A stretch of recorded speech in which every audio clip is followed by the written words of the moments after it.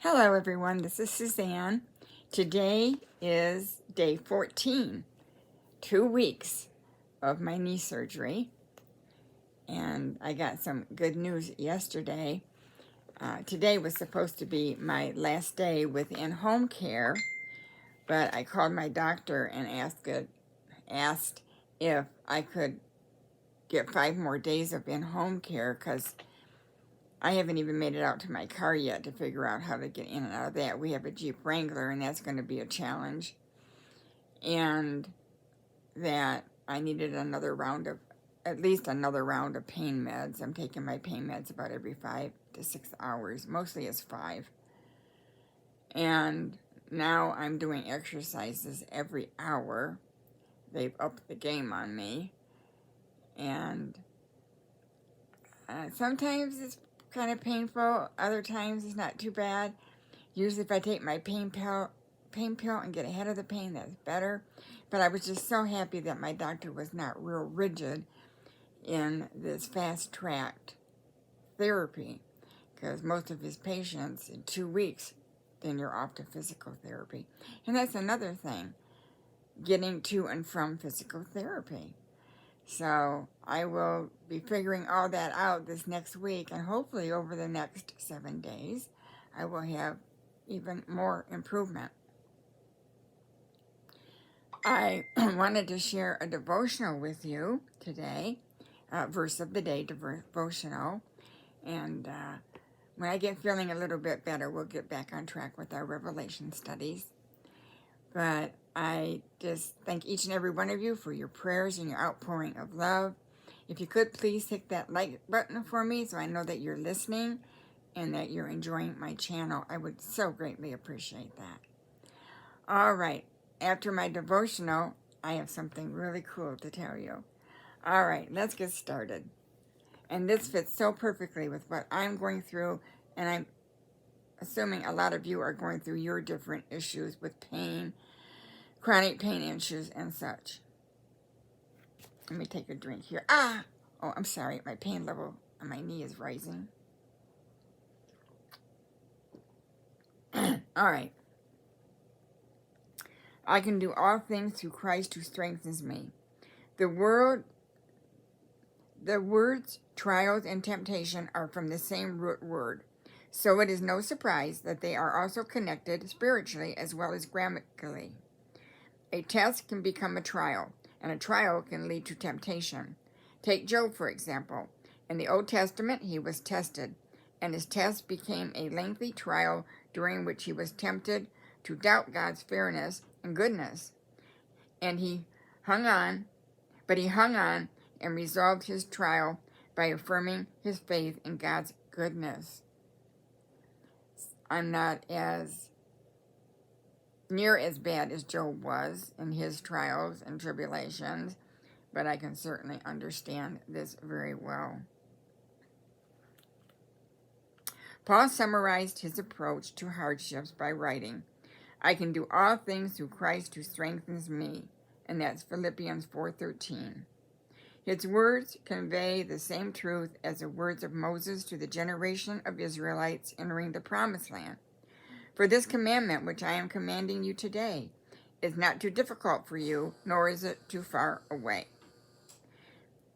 And Paul said he did not resent the tests and trials in his life because they gave him an opportunity to display the grace of Christ in his experience. God always makes a way through trials and temptations.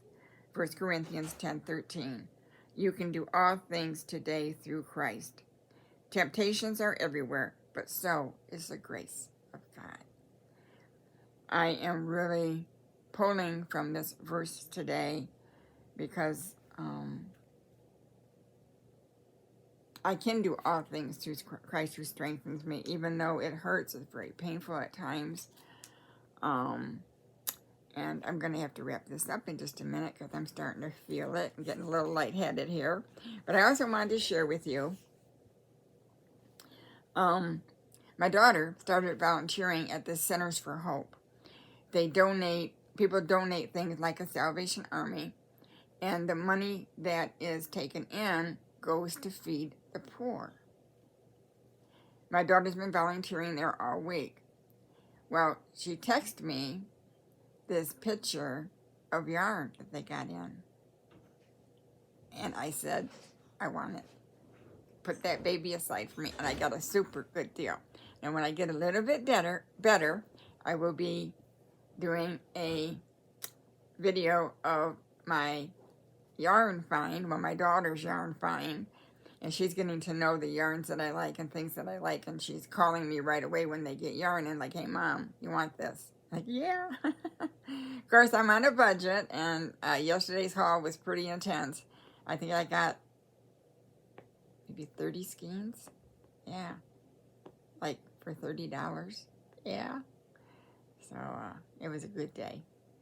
And my poor daughter, my wonderful daughter, she worked an 8-hour shift volunteering from 10 to 4. And then she had some banking to do. Then she came straight here. She made us a spaghetti dinner. It was partly assembled for her, but she had to cook the noodles and stuff. And then when she left, she took back my Kohl's returns for me, and my pain pump had to be popped back in the mail to send that back. Linda, I believe it is, that one that our recent giveaway. I haven't forgotten about you, sweetheart. I'm doing the best I can, and I got to manage to print out your label and get that in the mail as soon as I can. It may be another week or two before I can do that, so hang in there. It will be on its way. I'm sorry that it's been delayed, but I guess for some reason I had it in my head that, oh yeah, I'll be, by the end of week 2, I should be out and about and going to physical therapy. And it's like, no. I wish I would have known more things before I went into this surgery. If I ever have to have this again, I will know better, but it's going to be, my other knee's going to have to be super bad, because this is not for the faint-hearted. Even if you want it or not, sometimes we are plunged into things through no fault of our own, and we have to deal with the chronic pain issues and deal with, the results of an accident, the results of just getting old, arthritis in our bones and our joints and our hips, our knees, and shoulders, back. And some of those things can be brutal in the recovery time. And from what I understand, knee replacement surgery is the #1 most painful surgery. And then I think it's hip surgery and then shoulder surgery. None of them is a picnic. But because you're using your knee so much, and the thing now is I got to pull that knee back as far as I can to like, say this is my knee. I have to pull that in really tight as I can to break up any forming scar tissue, because if that happens, that's another whole story. So we're not even going to go there, because I'm claiming this. It's not going to happen. Well, I'm so glad I was able to get on here for a little bit today. And remember, you can do all things through Christ who strengthens you. No matter what you're facing, what you're going through, say your prayers in the morning, afternoon, and evening. Even when we don't understand, trust God, trust His plan, and everything will work out fine.